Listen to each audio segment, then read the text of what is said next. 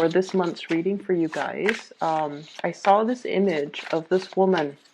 You know those area rugs that we have in our house? They're really hard to clean thoroughly, okay? And the traditional way in which people clean the rug is they take it outside and they beat it. They beat out all the dust. They could even rinse it with like a power hose. Okay, that way to that's the only way I feel to really get all the dirt, all the grime out of the area rug. Vacuuming over it can only remove the surface stain. It doesn't really do any type of deep cleaning. So I see this woman hauling, like pulling and pulling the area rug. It's really big. She pulls it out and then she puts it on this industrial like clothesline, and she takes like sticks and then she beats it, and then this giant cloud of dust just comes out, and she keeps going at it, and after a while the cloud gets smaller and smaller and smaller, the cloud of dust, and then she gets the power hose and then she like thoroughly just sprays at it, and she keeps spraying and spraying until the water runs clear. Okay, so that indicates to me some type of a massive deep cleaning is potentially happening in your life, or needs to happen in your life, in a certain area of your life. And it's almost like a major purging process to get all the dirt, all the grime, all the stain, to do some really deep, thorough fixing and cleaning in some area. And then she puts it's already on that industrial, really strong, like super fortified clothesline, and she hangs it and the sun is out, so it's going to dry on its own. And the other image that I saw is, I saw this boat, and it looks like a cartoon type of a scene. There's a waterway, there's like a lake or something, and the boat has a lot of lanterns in it, and it's all lit up. And it's coming closer and closer and closer to shore. And so it seems like there's some type of festivity, some type of a gala, some type of an event on the boat. I don't see people dancing, but they're dressed pretty nicely, and all the lanterns are lit up, so it seems like something that's like a really fun, festive activity. And the boat comes to shore, it docks, and then all the elegant people from the boat, they come towards the land. So I feel with that image, it almost seems like, it just feels to me like a homecoming. It feels to me like, you know, the journey is over. Now we're on to land, we're on to solid ground. Things are a little bit safe, a lot safer, a lot more stable, a lot more predictable. Okay, so based off those two images for you guys, what I'm feeling is, I feel like, you know, the worst of it is done and over with. There's a light at the end of the tunnel. And I feel like you're able to reach this light at the end of the tunnel, mainly because of your doing, of your ability to purge yourself of things that are no longer serving you, ways of doing, ways of thinking, ways in which many of you have held on to situations and things from your past. Okay, I'm getting an image of somebody being a little bit of a hoarder or a pack rat, somebody needing to like get rid of their possessions and their belongings that they've hoarded since they were, you know, an infant, since they were really young. And I'm also seeing like many of you having a lot of emotional attachments to things, objects, places, and people. And if those experiences have been very positive, then you want to hang on to them, and that's great. But if those experiences have been quite negative, and I feel like they might have been quite negative, you hang on to them, and they really weigh you down. They weigh you down in terms of affecting your self-esteem. They weigh you down by, you know, miring you in a lot of self-doubt. Like, am I worthy? Am I capable? Am I able to move on past this? And I do feel many of you, you know, possibly carrying that around as a security blanket, okay?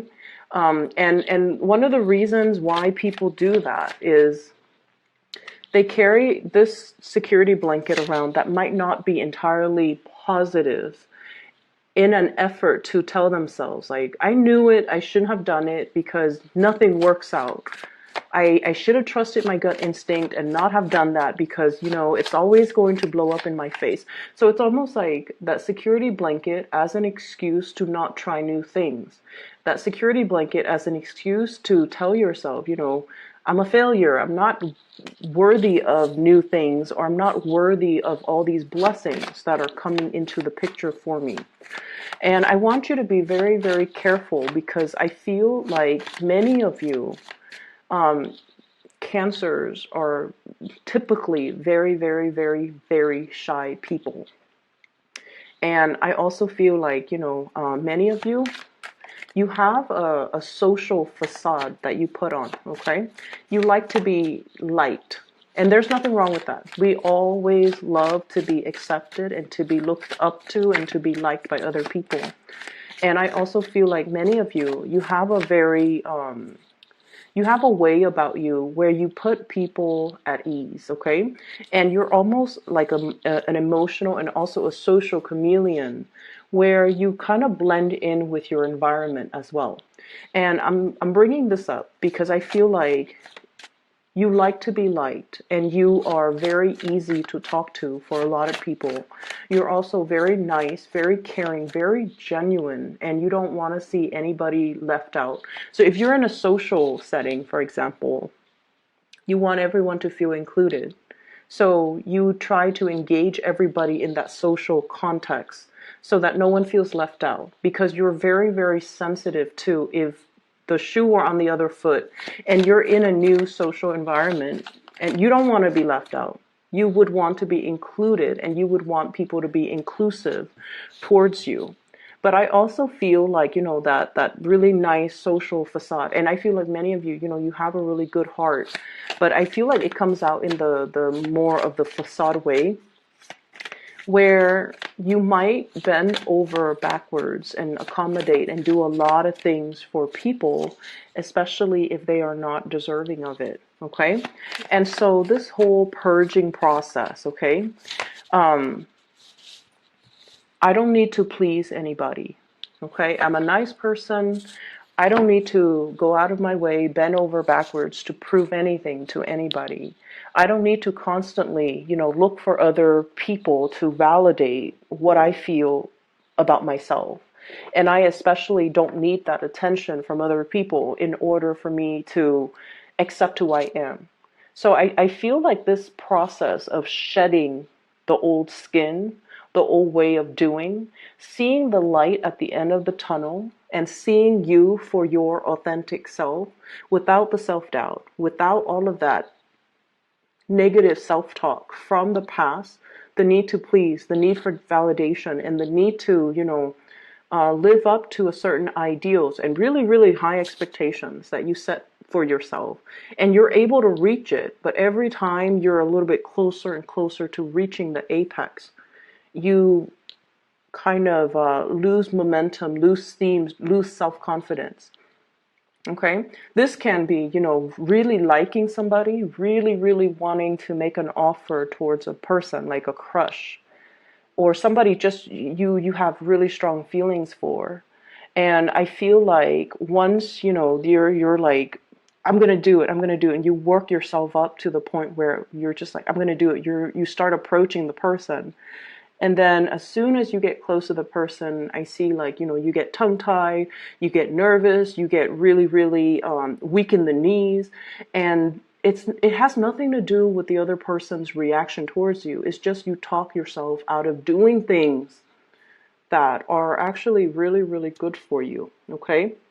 So I see a purging process, I see a cleansing, and then I also see reaching that light at the tunnel where you're able to see your authentic self. So it's really, really beautiful. One of the things that I want you to be very careful about, and the 2 5s came out first, so I want to talk about them, okay? You have great cards, by the way, just let me put that out there. First of all, 5 of Wands. This is a lot about conflict, and it is internal in nature, okay? Internal conflict being the tug of war, the push and pull. On the one hand, We want to hold back. We want to take care of ourselves. We want to preserve our attention, our energy, our time for ourselves, because many of you have big goals, big dreams that you want to materialize, okay? But you're also looking at it like that mountain in front of this man. It's so high. It's covered in trees. There are no clear paved roads. So it's almost like hitting a certain milestone in your life where you want to do big things, but these things, these ideals have never been trailblazed before. No one has done it before. You might not have the proper guidance, you might not have the map, you might not feel like you have the proper mentorship or the right preconditions to allow you to tackle such an to tackle such a great task. Okay, so there's no roadmap. Everything is just a little bit like daunting. Like, how do I get to the top of the mountain? I'm right here. There are no trails. It has never, it's like virgin land. It has never been explored. It has never been touched. And you're a little bit scratching your heads like, how do I do that? So I feel many of you have really, really big goals and big dreams and big gel and start to culminate. And the path, one step at a time, will start to kind of clear up for you. Okay, so what I'm feeling is, on the one hand, you want to preserve time, energy, resources in order to build on and to really the give yourself permission even to explore this new virgin land, this new big dream that you have. And on the other hand, there are so many demands from so many people asking for your time, asking for your resources. And so I definitely feel this push and pull energy about you. Like, when do I hold back? When do I stop saying yes to other? When do I stop, like leaking my energy towards other people and then feeling exhausted energetically, financially, even just in every way possible, doing and bending over backwards for a lot of people. And at the end of the day, you feel like I don't even have anything left for myself. So that's what I'm sensing here. You're giving away a lot. You have been giving away a lot of your time, a lot of your resources, a lot of your energy that you don't have. And I feel like you need to really, really draw back, focus on these big dreams that you're trying to accomplish for yourself, so that you can keep this vision in the center of your mind and you don't lose sight of it. Many of you are afraid to say no to people because you feel like saying no to them might make them feel like you're either being stingy, you're either being unfair or selfish. God forbid. You don't want them to think that of you. But I feel like it gets to the point where we all need to draw back our energies and start to learn to take care of ourselves. And especially if we have big goals, big dreams, we need to really focus on that. We need to really focus on the research. We need to focus on that vision, how to achieve it. And we don't really have the time and the energy to waste on other things when we have these things clearly in alignment with us, okay? It's not about being selfish. It's about being smart. And I feel like many of you are struggling with this energy. How much do I give to myself? If I say no, if I pull back my energy, my generosity, my resources, will people think of me differently? Will they talk behind my back? Will they say I'm selfish or stingy or whatever it is? It doesn't really matter, but I know that it does affect you. So it's easier said than done, but I know that it does affect you. What people feel about you and think about you really, really, really deeply affect you on a very heartfelt level. And I would just say that you've been nothing but sweet and generous and loving to other people. And I feel like it's time for you to turn your back on a few people, especially if they've been kind of milking it, and especially if they have been combative and not cooperative with you. Okay, so the 2 5s, I feel like somebody's energy comes in like this. I'm getting like the word home wrecker is usually associated with third parties, but I feel like this is someone who's a little bit destructive, whose behaviors is, when unchecked, can be very catastrophic, who might have like a very perverse way of doing things, or a very careless, impulsive, as well as lack of direction or lack of a strong sense of morality. Okay, I'm seeing the smoke, and the smoke, it blows with the wind. So it's somebody without a strong sense of self. They just kind of flop out there, and trying to find themselves, and they might gravitate towards the wrong people. They might experiment with the wrong things. They might have very dubious sense of morality, and I feel like some of you might have been giving a lot of your time and generosity trying to guide this person or trying to help this person, but it gets to the point where your advice, your counsel falls on deaf ears. They're going to do what they're going to do. And I feel like their presence or their influence might not be the best for you to be around energetically. So we have to learn to pull back a little bit, and we have to learn to take care of our own emotional and mental, peace. Okay? And it's okay to do that. So that's the first energy here. The other thing that's coming into the picture is many of you might have spent a lot of time. I'm hearing like barking up the wrong tree, socializing, wanting to be, included.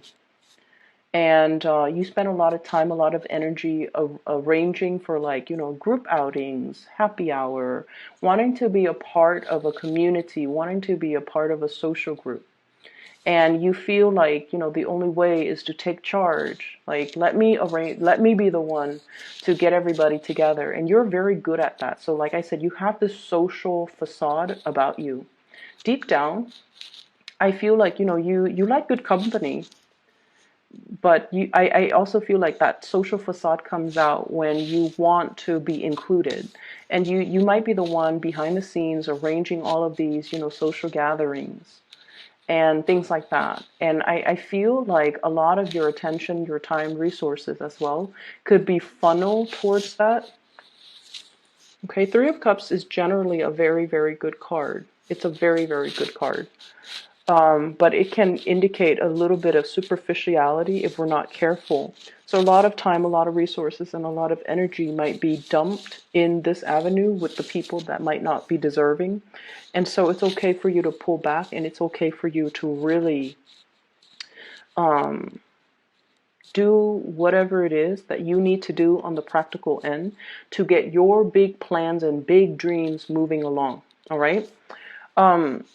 We have two aces here, and I'm going to talk about that in a little bit, but I do sense as well that you have somebody that is really, really interested in you, okay? And it's coming from your friendship circle.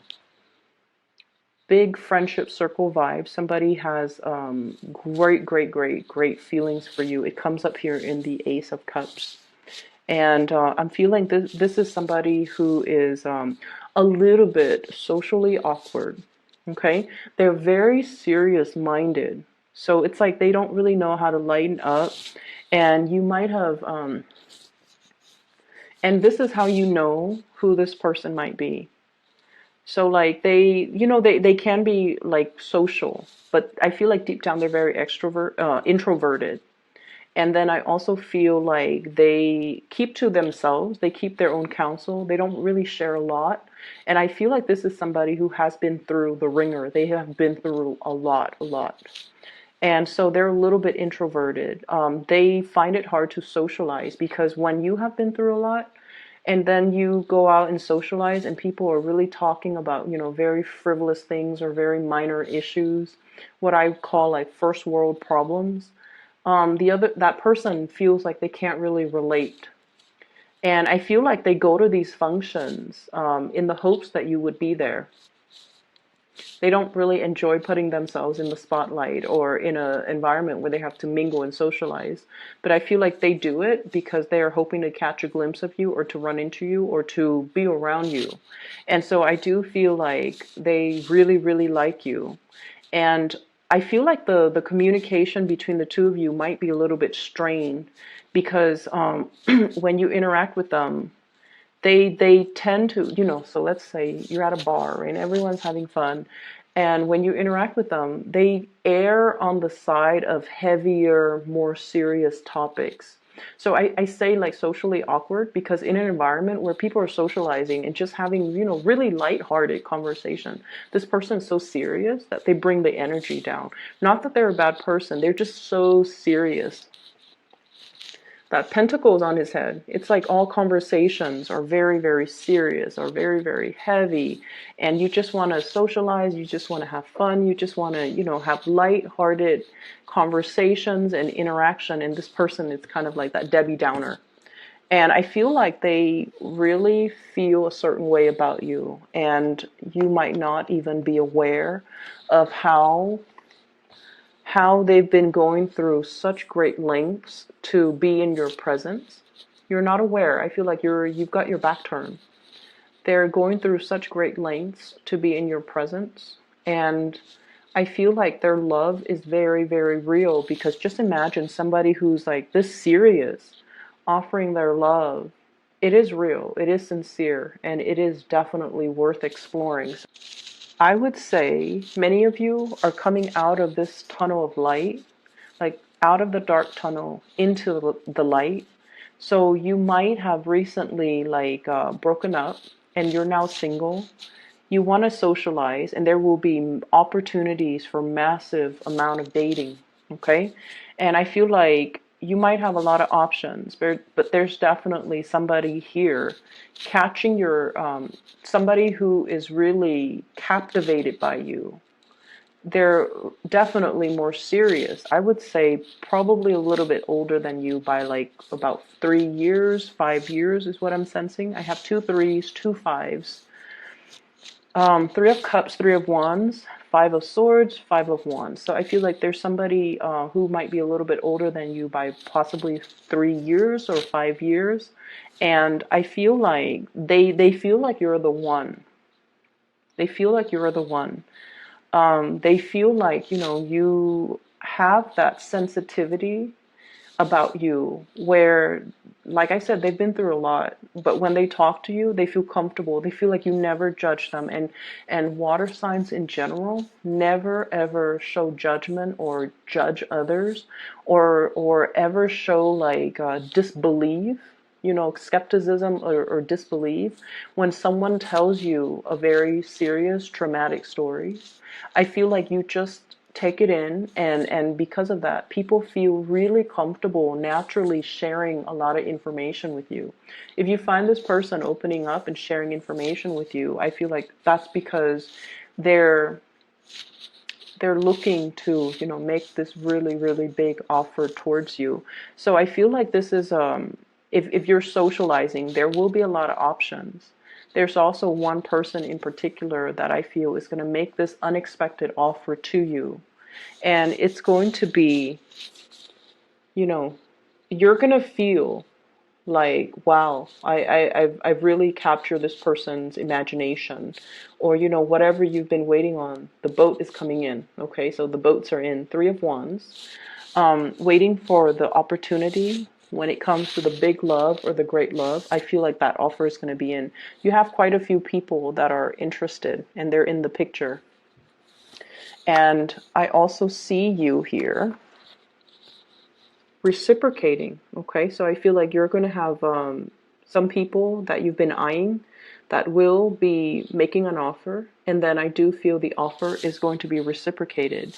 So the period of waiting with this hangman is no longer it's no longer a problem. Okay, so we're heading towards that light at the end of the tunnel where the boats come in, like that boat with the lanterns on it. And I just see like opportunities for festivities, opportunities for outing, opportunities for really, really extravagant and romantic getaways that are just really right up your alley, okay? Because I see like some very visually appealing places, locations, like just if someone tells you, hey, I've got us tickets to do this, and you're just like, wow, that sounds magical. Like something very magical, some type of an outing or socializing event or something is very, very magical. And I feel like it's going to unfold for you. And I see you almost like that anxious little kid who couldn't go to sleep because the next day he's going to Disneyland. That's what it feels like to me, but it has a more romantic